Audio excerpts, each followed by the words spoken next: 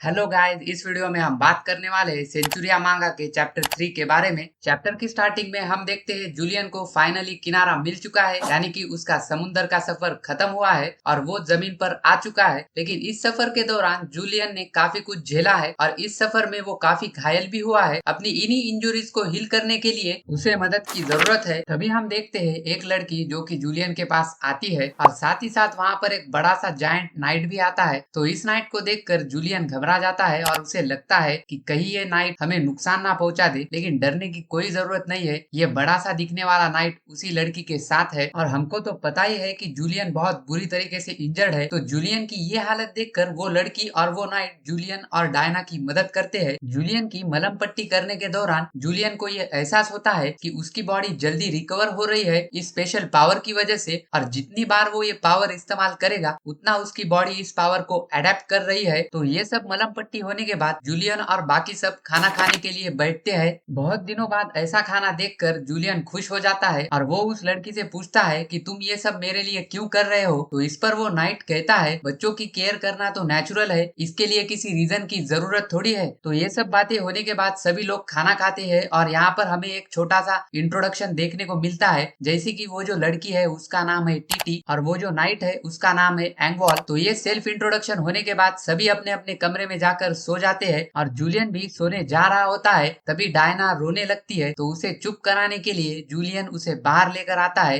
तभी वो उस एंगवाल के आर्मर को जमीन पर पड़ा हुआ देखता है और इसके बाद जूलियन ने जो देखा उसे देखकर तो मेरे भी होश उड़ गए। ये जो एंगवाल है वो एक लेडी है और एज अ नाइट इसका काम है कंट्री को सर्व करना। तो यहाँ पर हमें जूलियन और एंगवाल के बीच बातचीत देखने को मिलती है, जहाँ पर एंगवाल जूलियन को पूछती है कि क्या तुम्हारे ऊपर किसी चीज का बोझ है, क्योंकि तुम जब भी इस बच्ची को देखते हो मुझे ऐसा लगता है। तो इस पर जूलियन कहता है इस बच्ची की माँ ने खुद को सैक्रिफाइस किया मुझे बचाने के लिए, अगर वो ऐसा ना करती तो ये माँ बेटी आज साथ में रह पाते। ये सुनकर एंगवाल कहती है कि मैं और टीटी भी ब्लड रिलेटेड नहीं है, लेकिन फिर भी हम एक फैमिली है, तो तुम भी इस बारे में इतना मत सोचो और डायना को एक अच्छी लाइफ दो जिसमें वो खुश रह सके। और अच्छी लाइफ के लिए तुम्हें ढेर सारा पैसा कमाना पड़ेगा, तो इसके लिए तुमको काम करना पड़ेगा, लेकिन फिलहाल अभी तुम आराम करो। जब तक तुम पूरी तरह से ठीक नहीं हो जाते तब तक मैं तुम्हारा ख्याल रखूंगी। ये सब होने के बाद हम देखते हैं जूलियन को यहाँ रहते रहते आधा साल निकल चुका है और टीटी यहाँ पर जूलियन को लंच के लिए बुला रही होती है। जूलियन डायना को लेकर घर की तरफ जा रहा होता है, तभी जंगल में से एक जानवर इन दोनों को देख रहा होता है और यहाँ पर ही ये चैप्टर खत्म हो जाता है। इसका मतलब यहाँ पर कुछ तो गड़बड़ है, जो कि हमें आगे आने वाले चैप्टर्स में पता चलेगा। अभी के लिए वीडियो में इतना ही, मैं मिलूंगा आपको अगली वीडियो में, तब तक के लिए गुड बाय।